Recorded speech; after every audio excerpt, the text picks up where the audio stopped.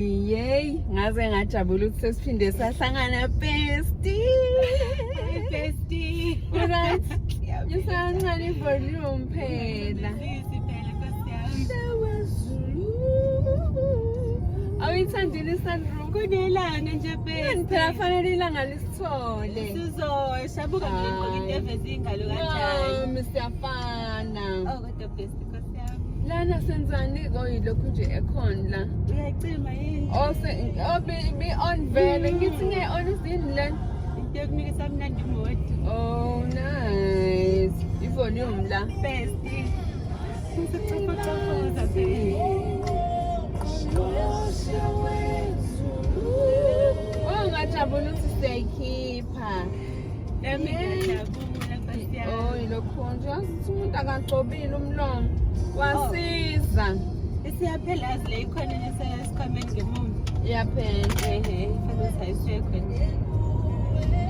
Oh it's nice. Inomnandi. Konke. Manje umpanda ugcina umtholile. Again. Awu bestie. Eh? Angijulukisi. Asinyose ekhona. Kuyashisa. Kuyashisa. Oh, this is nice. Bestie awathanda amavidiyo ne? Ngithi nje ama-memories. This is between the two of us. Okay, I love that.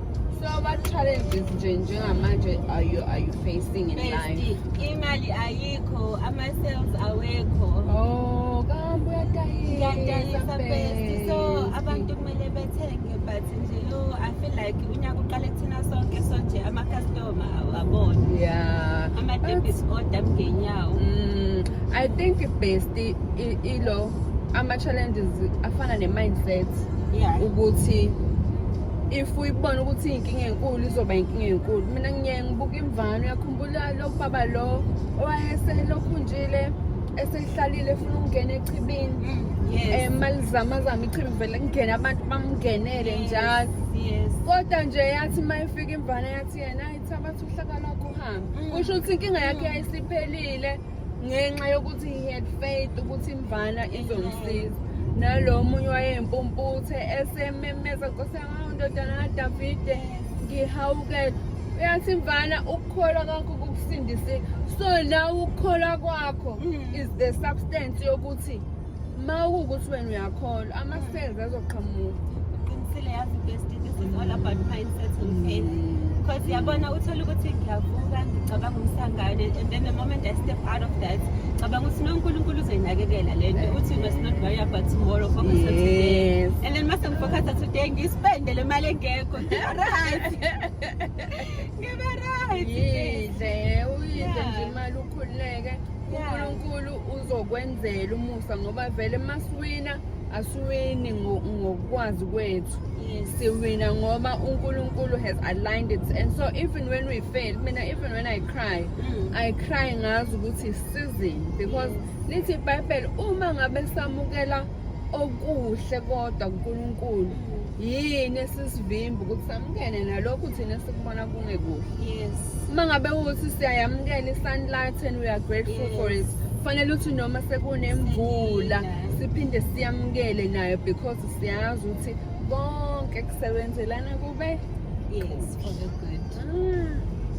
Glory. Bestie uzokhokha ngani la siyakhona? How? Oh. Vele mina ngakhokha last time. +2717000. Uthini? Uyamvala? Na insurance le. Oh. Yeah. Ufuna ngikhokhe? Awu bestie. Ngizokhokha ngoba ungenayo nomuntu. Uyangiphoqa ukuthi-ke manje ama-step up. Angiphawulanga lutho. Awunayo ukhona umuntu noma Angiphawuli lutho. awuphiki awuvumi. Oh Nkosi yami. Oh muhle kodwa ubest. Mnandi na bestie. Nanda, athi ngizona.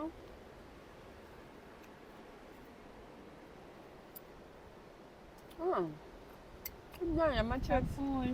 Yazi ngeke usho ukuthi ama-chips. Amnandi. A-soft. Too much. Ngizikota phela. Alifuna sausage bestie. Ni vegetarian.